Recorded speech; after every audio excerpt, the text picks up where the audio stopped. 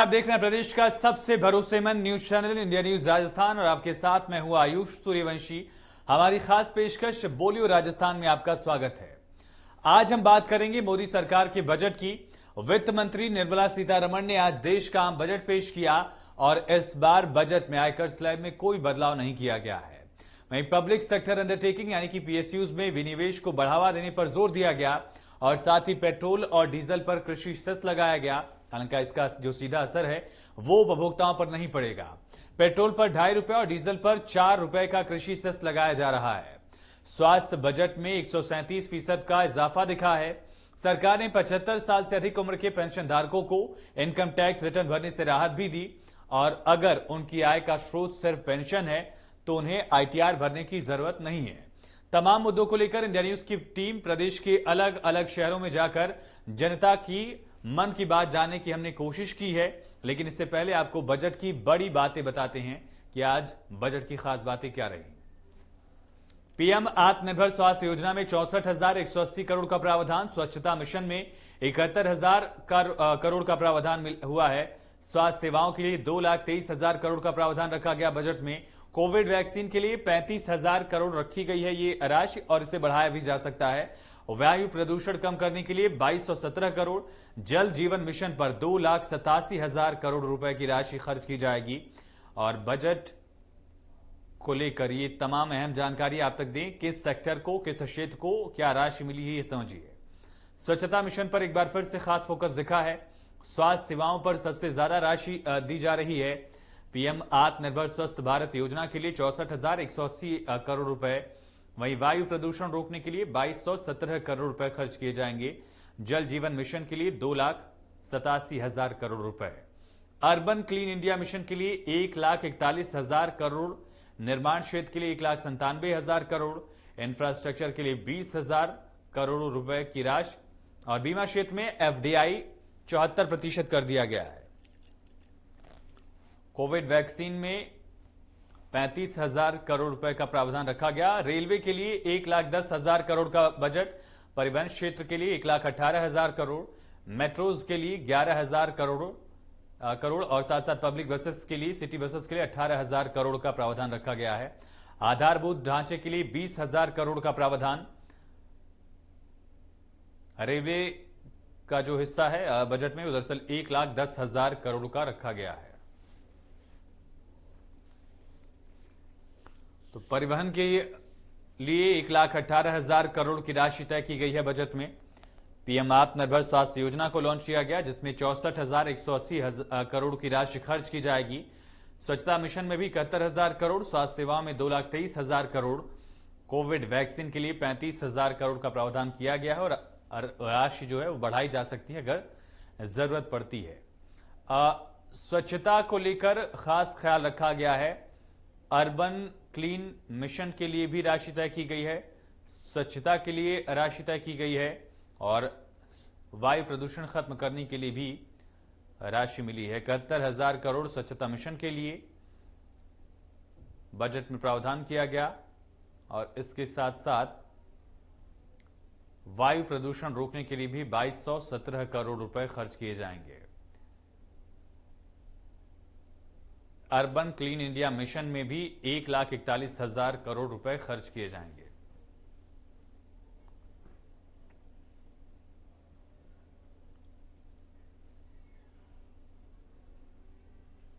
जोधपुर संभाग की सबसे बड़ी कृषि मंडी से इंडिया न्यूज संवाददाता की रिपोर्ट देखिए, जहां पर हमारे संवाददाता ने किसानों से बात करने की कोशिश की है कि आम बजट पर उनकी राय क्या है, किसानों के लिए इस बजट में क्या है, इस पर किसानों की राय सुनिए। जोधपुर में यह बासनी कृषि मंडी परिसर है। यह कृषि मंडी संभाग की सबसे बड़ी कृषि मंडी है। यहाँ पर किसान हैं, व्यापारी हैं, आड़तीय हैं। इन लोगों से बात करते हैं। जो केंद्र सरकार ने बजट में किसानों को लेकर बड़ी घोषणाएं की है, आपने बजट सुना होगा, तो क्या लगता है आपको, इसके बारे में क्या कहना चाहिए? सर, ये तो प्रैक्टिकल तौर पे जो पारित होगा तब जो राज्य सरकार और केंद्र सरकार दोनों मिलकर काम करेगी तब मालूम पड़ेगा। इसे आपका कहना है कि घोषणाएं तो है लेकिन ये जब लागू होगा, धरातल पे उतरेगा तब ही इसका कुछ मालूम पड़ेगा। आप क्या कहना चाहेंगे? मारा हम कहीं कांटा धांटा कहीं लाइया कोई दूध सोलह कहीं हुई कोई मंडी में तो कहीं आयो नहीं न कोई चुलियो माल किसान के लिए कहीं नहीं आयो यहाँ तो मजदूर वर्ग सब बैठे हैं क्या करते हैं बाहर जाते हैं मजदूरी करते हैं फिरते हैं क्या करते हैं। इनका ये कहना है कि असल में व्यापार होगा, जो पैसा किसान को नफा पहुंचेगा या मजदूर तक उसकी मजदूरी मिलेगी तभी पता लगेगा कि इसका क्या फायदा हुआ है। अभी तक तो ऐसा हुआ नहीं है। एक लंबा कोरोना काल निकला है जिसमें लॉकडाउन भी रहा, सभी धंधों की हालत खराब रही है। आप क्या कहेंगे? यही है जो प्रैक्टिकल में अभी तक माल तोला नहीं है। पिछले साल एक नग भी नहीं, चलो कोरोना काल में कोई टाइम रह गया, पर उसके बाद में अभी रजिस्ट्रेशन नहीं हुए, पर राज्य सरकार ने कोई तरह का मूंग तोला नहीं। और बाजरा हमारे यहाँ से बिल्कुल जो गवर्नमेंट ने वो फ्री दे दिया था, उसके चक्कर में बाजरा ही पड़ा रह गया। दालें भी हम सब टूट गए। उल्टा बाजार में हम मूंग 45-50 में बेच रहे हैं, जबकि बाजार में ये गवर्नमेंट की रेट 7200 खाली देखने की सुनने की, प्रैक्टिकल माल तो हमारा किसी का तोला नहीं। अब घूमने लगने पड़ रहे हैं हमें, औने पौने दांव पर जिस भाव में वो मांग रहे हैं उसको बेचना पड़ रहा है मजबूरियां में। अब ये घोषणा चाहे कागजों में कितनी करो, प्रैक्टिकल हमारा माल तुले, हमारे जेब में पैसा आवे और हमारा रोजगार बढ़े तो हमको पता चलता है कि हाँ घोषणाएं उसका फायदा मिला है।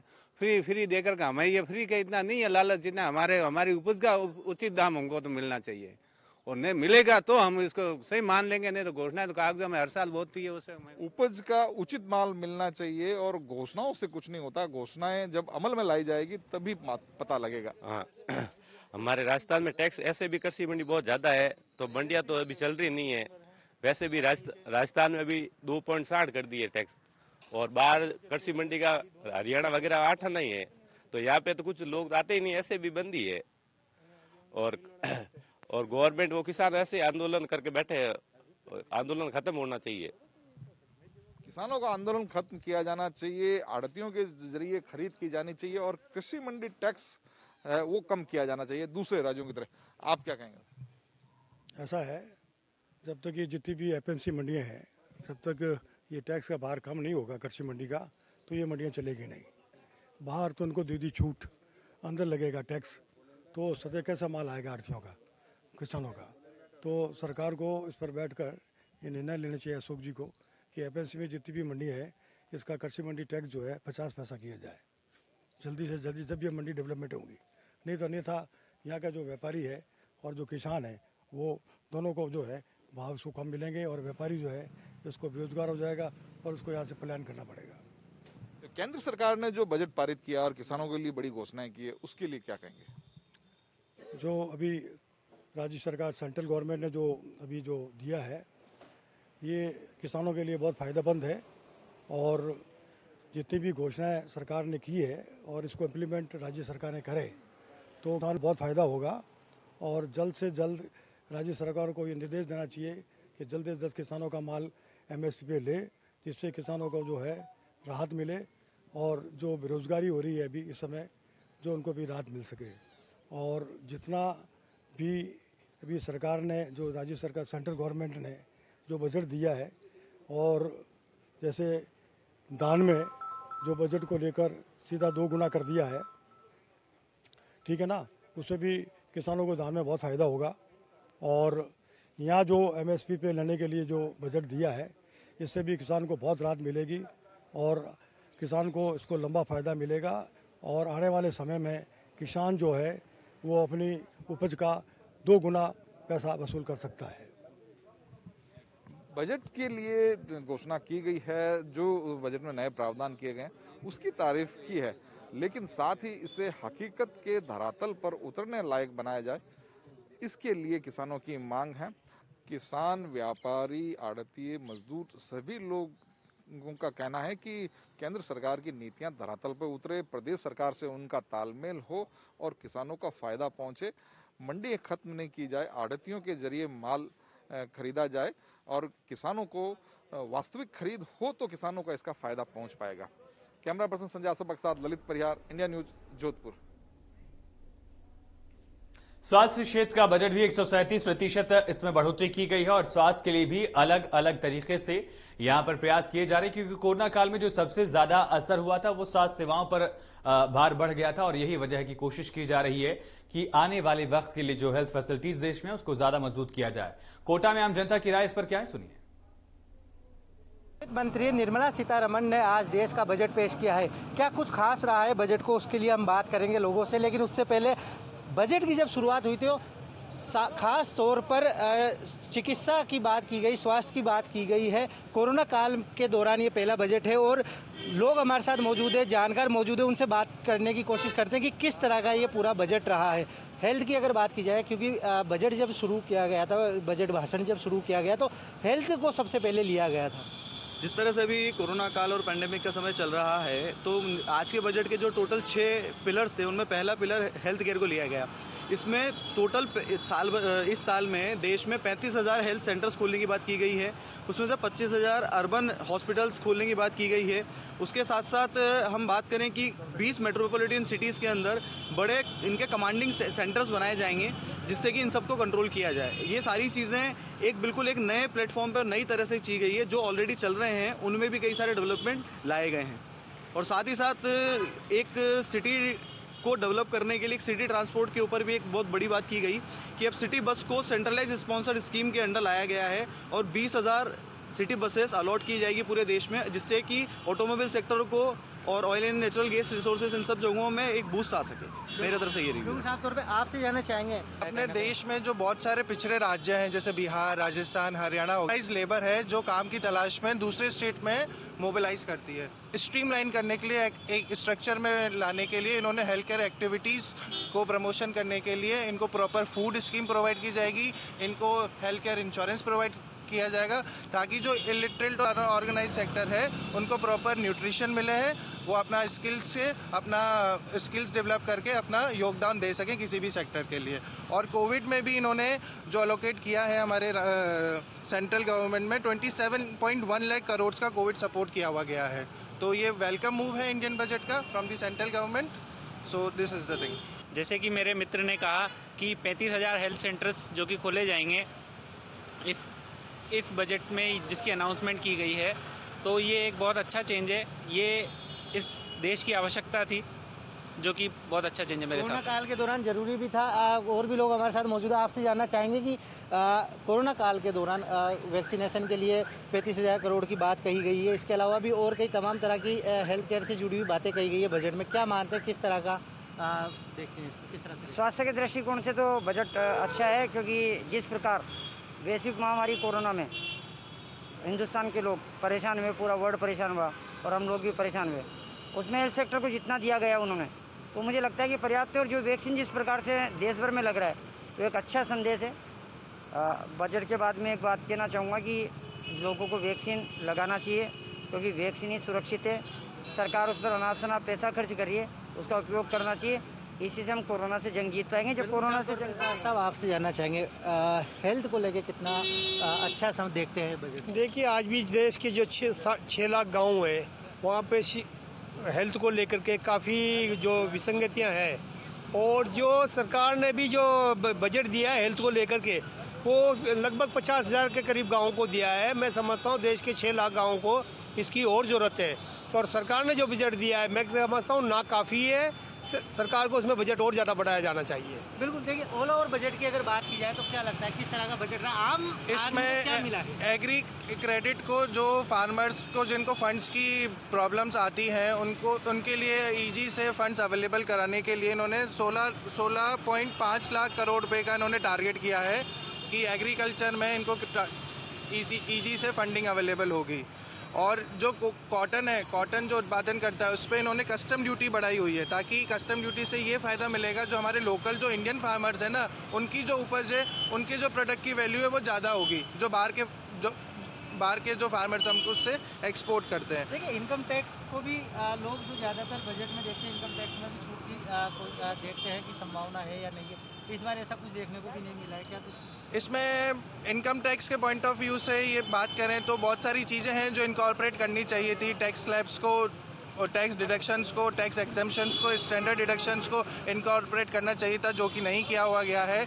एक और वेलकम मूव है one nation one ration card के लिए। अगर इंडियन सिटीज़न है, उसके पास एक राशन कार्ड है, तो वो दुनिया के, मतलब अपने देश की किसी भी कोने से वो राशन प्राप्त कर सकता है। तो कोरोना काल में साफ तौर पर जो सरकार का रेवेन्यू है उस पर हमने असर देखा। और इसके अलावा आम जन की जेब पर भी इसका सीधा असर कोरोना काल का हमने देखा था।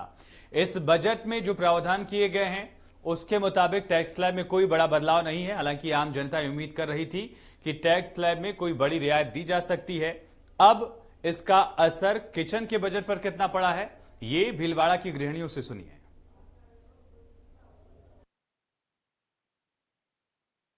केंद्रीय वित्त मंत्री निर्मला सीतारमण ने आज संसद भवन में 2021 आम बजट पेश किया और इस बजट में कई रियायतें दी गई है, जिसमें वैक्सीन को लेकर या और रूरल एरिया को डेवलपमेंट करने के लिए, साथ ही सड़क निर्माण के अंदर और वैक्सीन के अंदर भी जहां करोड़ों रुपए का इसमें बजट दिया गया है। और इस बजट को लेकर भिलवाड़ावासी क्या मानते हैं, आइए हम जानते हैं। जी मैम, आज आम बजट पेश किया गया, इस बजट से आपको क्या उम्मीद है और किस प्रकार और इस बजट को अच्छा किया जा सकता था?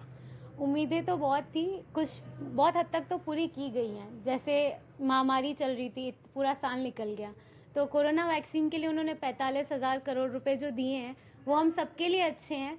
और एक और चीज़ अच्छी की है, रूरल एरिया अर्बन एरिया दोनों जगह उन्होंने हेल्थ केयर सेंटर्स 17,000 और 11,000 सेंटर्स खोलने के लिए बात करी गई है। बहुत अच्छा है, क्योंकि हेल्थ केयर लेवल पे हम वैसे भी बहुत नीचे हैं, दूसरी कंट्रीज से हम बहुत नीचे स्टैंड करते हैं। बाकी बहुत अच्छा है, टैक्सेशन में बेनिफिट भी बहुत अच्छे हैं। जैसे डिविडेंड टैक्स हो गया, वो अब काफ़ी हद तक टीडीएस नहीं लगेगा, टीडीएस एग्जेम्प्ट हो चुका है उस पर। बात करे जाए हाउसिंग सेक्टर में भी उन्होंने इंटरेस्ट के लिए 1.5 लाख का छूट दे दिया गया है, तो डिमांड बढ़ेगी हाउसिंग सेक्टर में। इंफ्रास्ट्रक्चर, रियल एस्टेट, उसमें भी काफ़ी उन्होंने डेवलपमेंट करने की कोशिश करने के लिए 20,000 करोड़ रुपीस दिए गए हैं। 20,000 करोड़ रुपीस दिए गए, प्लस उनको बोरोइंग्स भी मिलेंगी 5 लाख करोड़ की, तो उससे उस सेक्टर में डेवलपमेंट आएगा, तो इकोनॉमिक डेवलपमेंट होगा। क्योंकि पिछले साल पूरा इकोनॉमी खराब हो ही चुकी है, इस साल उस चीज़ से इम्पैक्ट अच्छा आएगा। बाकी देखे जाए तो 75 ईयर्स के जो लोग हैं उनके लिए इनकम टैक्स फाइलिंग हटा दी गई है, जो कि एक तरह से उनके लिए अच्छा है, क्योंकि उनकी इंटरेस्ट इनकम, पेंशन इनकम वैसे भी एग्जेम्प्ट थी एक तरह की। लेकिन अब एक तरफ क्या होगा कि उनकी इनकम की जगह दूसरे अपनी डाइवर्ट करने लग जाएंगे उस एरिया में इनकम, क्योंकि उनकी शो ही नहीं होगी, तो उस एरिया में डायरेक्ट करेंगे तो ब्लैक मनी में प्रॉब्लम आ सकती है, ब्लैक मनी इनबिल्ट होती जाएगी। बाकी तो एनआरआई को लेकर भी उन्होंने एनआरआई को लेके बहुत अच्छा काम किया है। इसकी वजह से क्या होगा, एनआरआई लोग पहले 1% कंपनी नहीं खोल पाते थे, इंडिया में रेस्ट्रिक्टेड था। अब वो आके हमारे यहाँ ओपीसी खोल सकता है, 1% कंपनी खोल सकता है विदाउट शेयर कैपिटल, और उनकी जो रेस्ट्रिक्शन थी उसके लिए। प्लस हाँ, उन पे डबल टैक्सेशन लगता था, वो हट गया है, उस पर रूल्स एंड रेगुलेशंस नए आ गए हैं, तो बाहर से लोग आएंगे तो हमारी इकोनॉमी डेवलप होगी, टूरिज्म भी बढ़ जाएगा इसके चलते। पेट्रोलियम जो पदार्थ हैं उनमें टैक्स रिबेट नहीं मिलने से आमजन थोड़ा एक तरह से होगा, क्योंकि जिस तरह से पेट्रोल क्रूड ऑयल तो है उसका कम है, बट जो इस पर टैक्सेस लग के आते हैं उससे जो आम जनता है वो परेशान। अब जैसे डे बाय डे बढ़ते ही जाते हैं, कभी हम सुनते हैं पेट्रोल के रेट्स बढ़ गए, कभी हम सुनते हैं डीजल के रेट्स बढ़ गए, तो इससे जो आम जनता है वो बहुत परेशान होती है। हर किसी के यहाँ, कोई भी हो, एक छोटी सी भी फैमिली होती है उसके यहाँ 1 या 2 व्हीकल्स तो होते ही हैं। अब वो जो फैमिली वो सफ़र करती है इस चीज़ से, क्योंकि पेट्रोल के जैसे डे बाय डे बढ़ते जाते हैं तो उन लोगों को भी यूज़ आता ही है। और ट्रांसपोर्टेशन, इन सब में भी जो पेट्रोल की प्राइजेस जैसे जैसे बढ़ते हैं तो उस तरह से ट्रांसपोर्टेशन के भी प्राइजेस बढ़ते चले जाते हैं। और इस कारण क्या होता है, कोई ना कोई मतलब जैसे कभी बसेस के प्राइजेस बढ़ गए, कभी रेलवेज़ के प्राइजेस बढ़ गए, तो इन से आम जनता ही परेशान, क्योंकि हर तरह की पब्लिक इंडिया में रहती है, चाहे वो बिलो पॉवर्टी लाइन की हो, चाहे रिच हो, तो सबको ही किसी ना किसी तरह से फेस करना पड़ता है। फिर विदेशी इंपोर्ट कपड़े पे रेटें बढ़ी है, साथ ही मोबाइल एसेसरीज भी महंगी हो सकती है इस पर। मोबाइल एसेसरीज महंगी हो सकती है जस्ट बिकॉज, क्योंकि इंपोर्ट टैक्सेस जब बढ़ेंगे तो ऑलरेडी वो बढ़ेगी जो मोबाइल एसेसरीज है, जस्ट बिकॉज क्योंकि जो भी चीज़ें हैं, मोबाइल हो या मोबाइल से रिलेटेड जो चीज़ें होती हैं वो हमें बाहर से ही परचेज़ करनी पड़ती है, क्योंकि इंडिया में इतनी अच्छी फैसिलिटीज़ नहीं मिल पाती, कंपनीज इतनी अच्छी नहीं है। तो गवर्नमेंट को सबसे पहले कंपनीज को खोलना चाहिए। तो प्रदेश की जनता की राय आपने देश के बजट पर सुनी, और फिलहाल इसी के साथ बोलिए राजस्थान में इतना ही। खबरें लगातार जारी हैं, बने रहिए।